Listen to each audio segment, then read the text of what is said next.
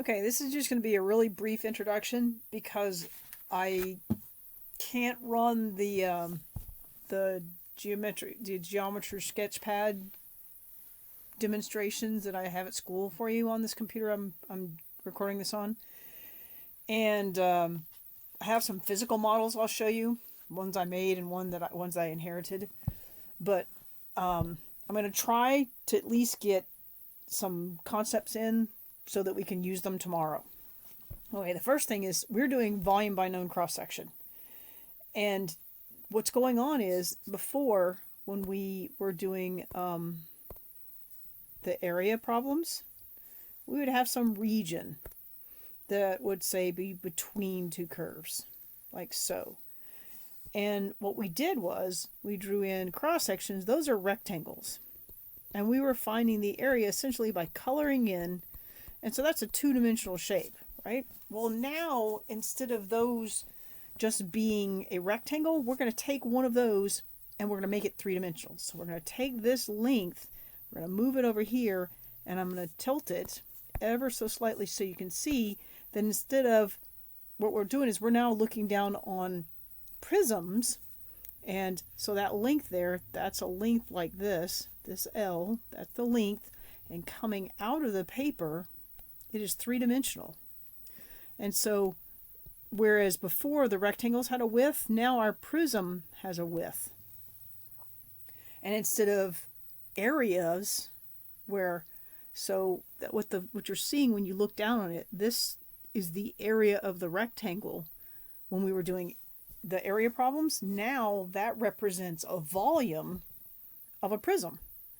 And it can be different kinds of prisms. This is a rectangular prism. Instead, I could choose to make a triangular prism where you're looking down on this rectangle that's represented from that shading. Or we could do a semicircular. We could do a semicircle where it's coming out. I'm trying to show it kind of in three dimensions, and you're looking down on that surface there. It looks like a rectangle, but when you tilt it, you see that it's a semicircle. And we can fill it with any shape we want. We can fill it with trapezoids. We could fill it with right triangles, and I will show you some of those demonstrations tomorrow. But the whole point is we're going to set this up just like we did for when we did the area. When we do the area, if this is just an area, then the area is the integral from A to B, the 2 points of intersection, and then it would be f of x minus g of x dx, where the length was equal to, hang on, let me make it a little bigger and I'll use something a little finer so it's not quite so, it's hard to read that. So if we were just doing the area problem, it would be area equals to the integral from A to B of f of x minus g of x dx, where this is A, and this point over here is B, and this is f of x, and this is g of x. That was what we learned the past 2 days. Now, tomorrow, we're going to take that, and instead of that being where we're going to integrate length, because this is the integral, so the length, integral of A to B of the length, I'm not going to worry about it. I'll show you this tomorrow. But anyway, instead of that being the integral of the length, we're going to say that that's a prism. So if we look at one of those prisms, let's just look for example, what's going to happen is, whereas we were integrating length, so for area, we integrate A to B some length with respect to x, for this in this case, g of x, to get area. Well, to get volume, you have to integrate area. So the dimensions, if you look at this dimension right there, that's the delta x. And this is some L. Well, if this happens to be a square, this will also be L. And so there is some area here, area, which equals length squared. That area times the delta x would give me, this is dx, would give me the volume. For area, it's the length times the width. This is the length, That's length. This is width. To get area, for this, I have area times width, and I'm going to get volume. So let me start with some simple shapes. We do cross sections, mostly we do squares. If it's a square, basically what's going on is you have some area that's a square. This is L, and then you have some delta x. That's delta x. This area is equal to length squared. So the volume of one of these prisms is going to be equal to L squared dx, or delta x. Remember, it starts out delta x. And when you go integrate it, if you add up all the shading which used to be rectangles, if that's now all prisms coming out of the paper, then the volume, the total volume, is equal to the integral from A to B of L squared dx. That's for a square. Then there's the semicircle. And for a semicircle, we have a diameter. Instead of L, we have a diameter, D. And it's going to go up, right? It's going to go, actually, make it a little nicer. Okay. And this D is equal to, if we look at the radius, it's equal to the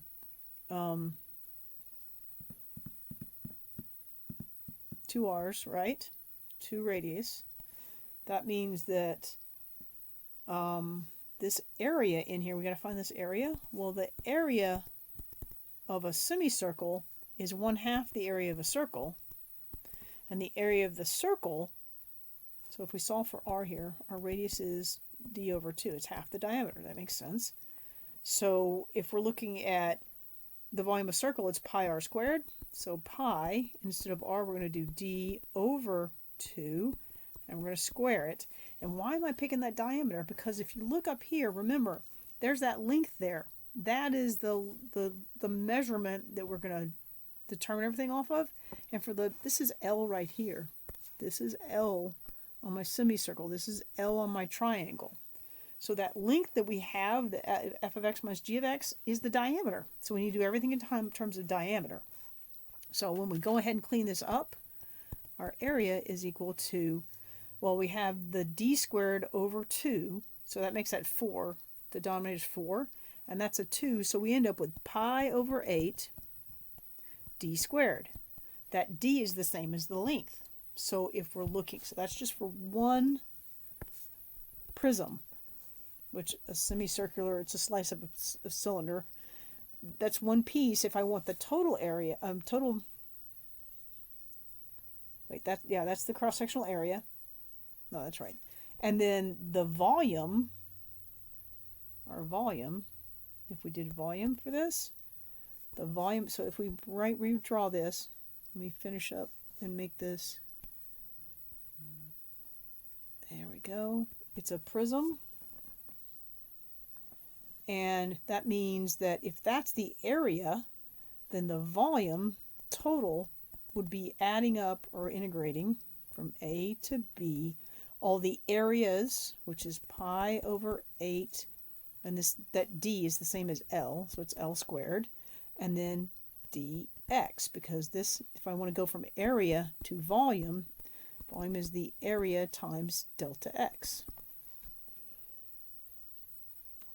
And then the next shape we're going to do is an equilateral triangle.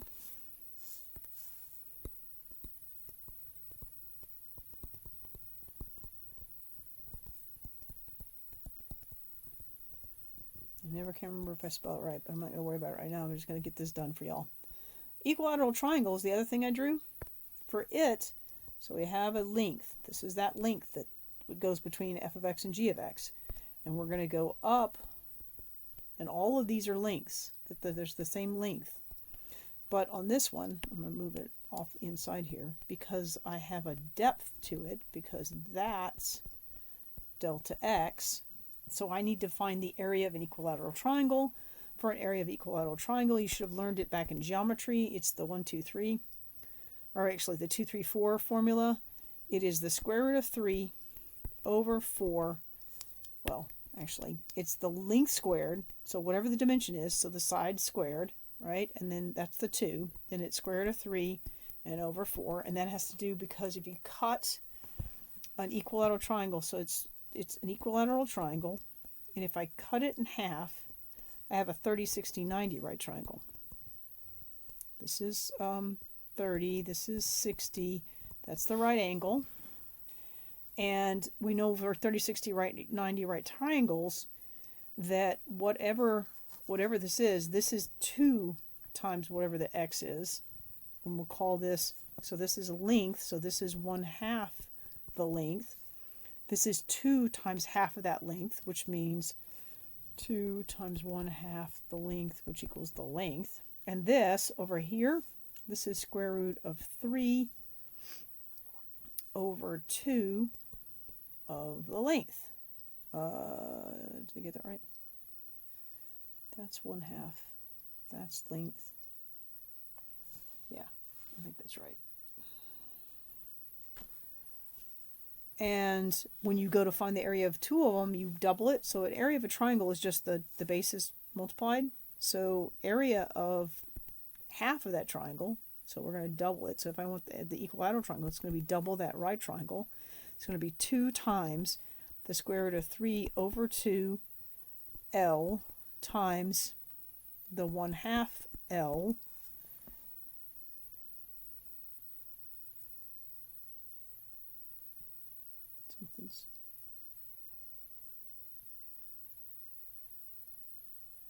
x, oh yeah, that is x. Okay, that works. That does work. Okay, and then it's over 2, so that cancels out. And that gives me my formula, which is the square root of 3 over 4 L squared. It's the same thing as what I wrote above. That's L squared, square root of 3, same difference. So that's the area of the surface, and then it's times delta x, so when we want to get the volume of just that one is going to be the L squared, and actually I'm going to write the coefficient in front, square root of 3 over 4 L squared times delta x. So when you go to integrate this one, the volume is equal to the integral from a to b of the square root of 3 over 4 L squared dx. And then we can do other kinds of shapes, but those are the primary ones. And so tomorrow we'll go ahead and finish this up, and I'll show you some of the visuals I have so you can get a good picture of what this is.